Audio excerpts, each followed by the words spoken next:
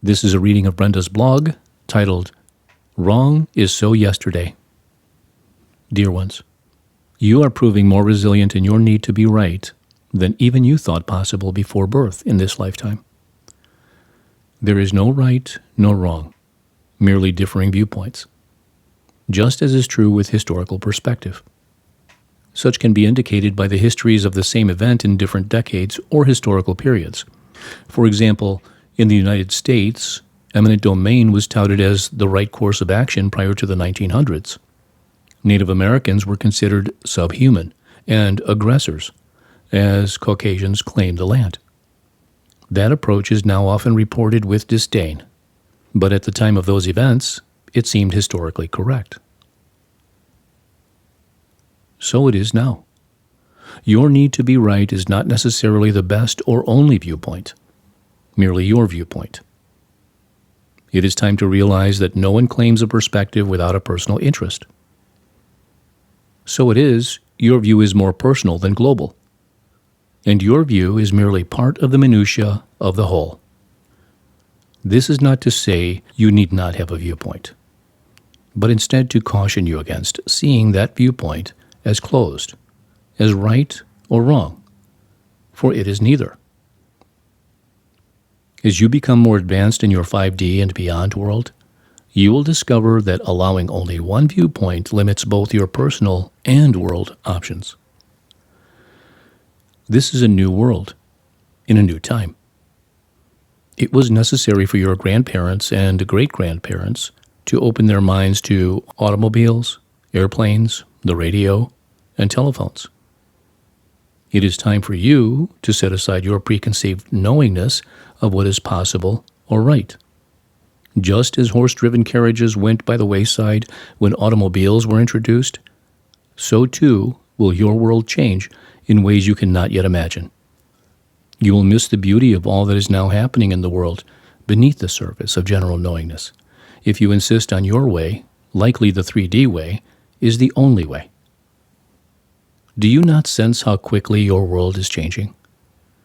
Most importantly, do you not understand how and why you are changing? Your physical, spiritual, and emotional shifts were not created to retain the old. You are a new being in a new world. So it is, what once was, is no more. Just as you are creating a new being with new interests, so are all others who awakened the past few weeks. Until now, you were somewhat isolated and created your vision of rightness based on what you knew. You and we did not understand that once the world started displaying new inventions, thoughts, and actions, you would decide that you would rather live in what was instead of what is becoming. Granted, during this time of global, political, physical, and emotional upheaval, it is logical that you revert to what once seemed comfortable. But because you are a new being, what was comfortable will never be again. You are no longer who you were in thought or body. This is a new age that includes new thoughts and actions. Such does not necessarily mean you will create something that will change the world. Daring to be you is already doing that. But instead, that you open to thoughts that seemed silly in 3D, but are now becoming a reality. Stop playing with the belief that you want your old life back. Your old life is gone, just as would be true if you moved to a foreign land. Yes, even the language is new, for new words are being created to address new actions.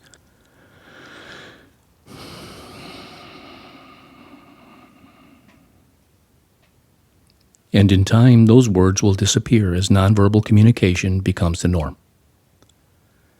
For you cannot have a cohesive whole if there are physical or language barriers. Eventually, the earth will be more nonverbal than verbal. But that is several steps in the future. For now, you merely need to allow yourself to accept new ideas even from those you believe are your enemies. This is not to say you must deny your inner rightness. but instead open yourself to new ideas that might seem far-fetched or silly at first. For you, of all earthlings, know that what is may not be a complete reality. You discovered such as so years, even decades ago. For you, forerunners, pushed against everything believed to be normal through meditation, chakra knowledge, and similar items from the East, and proved that messages from unknown sources, displayed in writing or channeling, offered assistance for the world. Many thought you were odd, if not a harsher label.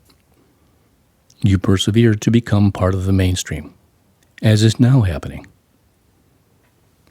Please give the same freedom of movement and openness of thought to those in the second and third waves.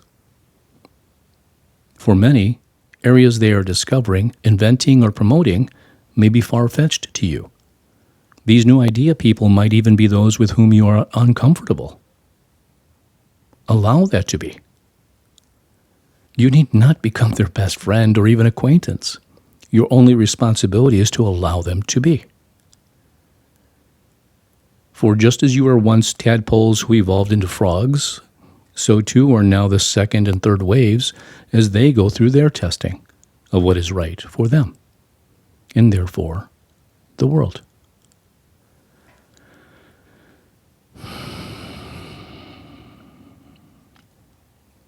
You begin your current journey slowly, perhaps purchasing a psychic readings or tarot deck, or other items you might have outgrown. Those in the second and third waves are just dipping their toes into the creations that will help make Earth life peaceful and joyful. Do not discount their creative intents, nor their sometimes seemingly outrageous conclusions. It's time to put aside divisions.